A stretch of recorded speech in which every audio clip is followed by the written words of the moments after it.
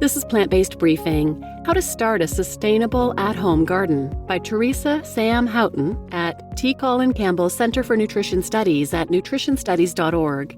And I'm your host, Marian Erickson, and this is the 10-minute daily curated content plant-based podcast. I'm a voiceover artist by profession at plantpoweredvo.com, and I created this podcast as a way to share some of the amazing content that's out there on plant-based and vegan living. Today's article is from the Colin Campbell Center for Nutrition Studies.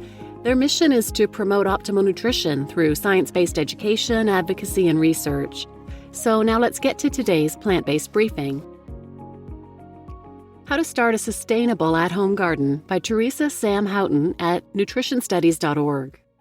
Gardening, especially sustainable gardening, has amazing benefits for your health, your diet, and the environment. Although it does require an upfront investment of time and money, it doesn't take long to start seeing some positive returns. Here's what you need to know to start growing your own food at home with as little waste as possible. What are the benefits of sustainable gardening? The work and patience needed to have a successful garden can pay off in big ways. As you tend to the soil, sow the seeds, and tend the plants, you're doing both your body and the environment a favor. Health benefits. The most obvious perk of starting a sustainable garden is having immediate access to nutritious food. Since focusing on sustainability means eliminating the use of pesticides and herbicides, you don't have to worry about chemical residue.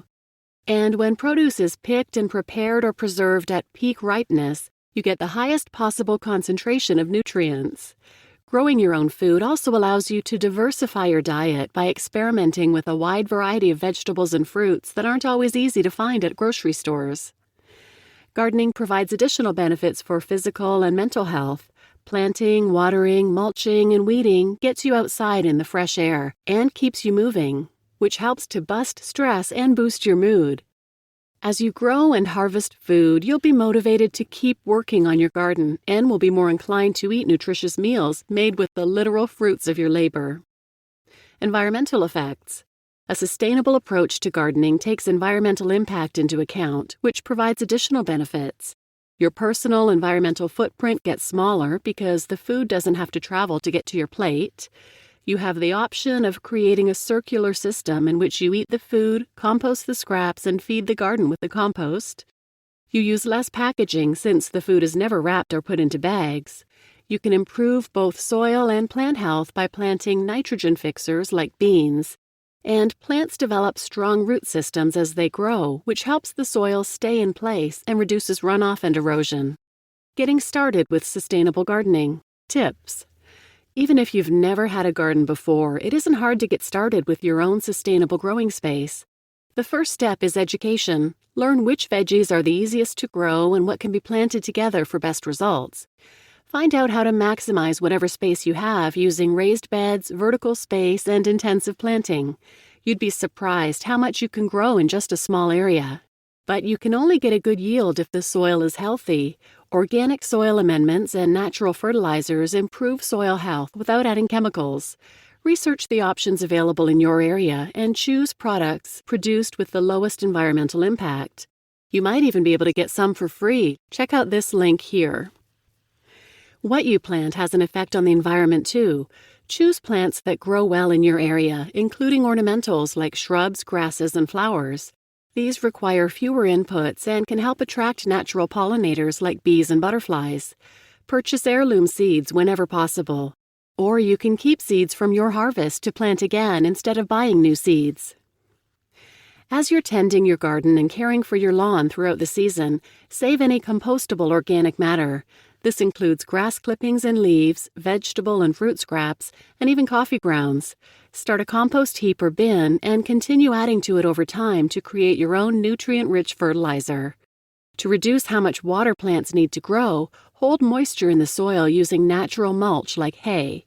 Set up a rain barrel to act as a water reserve and use low-water options like drip hoses for irrigation instead of spraying the garden with a hose.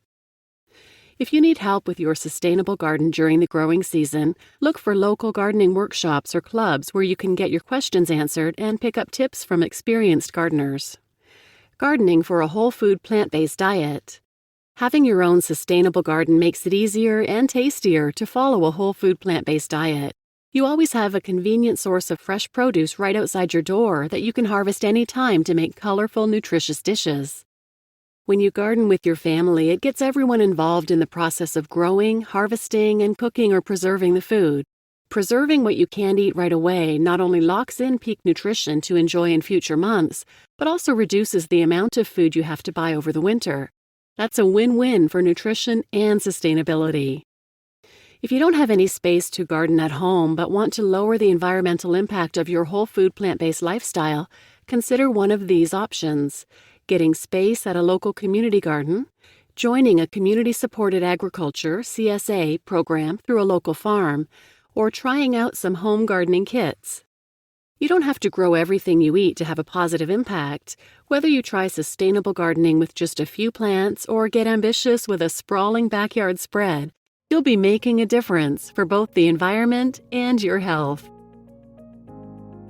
You just listened to How to Start a Sustainable At-Home Garden by Theresa Houghton at the Colin Campbell Center for Nutrition Studies at nutritionstudies.org.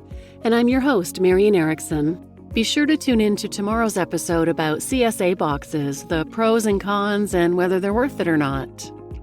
And if you're interested in gardening, check out episode 16 on the square foot gardening method. It's a great approach for gardening at home or in a community-based garden area. The method saves time, effort, tools, space, and water, and it's used by schools and international humanitarian groups around the world. Compared to single-row gardening, the square foot gardening method is estimated to cost 50% less, use 20% of the space, 10% of the water, 5% of the seeds, and 2% of the work of traditional row gardening. So check out that episode if you're interested, and I'll put a link in the show notes. And please share this episode with anyone who might benefit, and thanks for listening.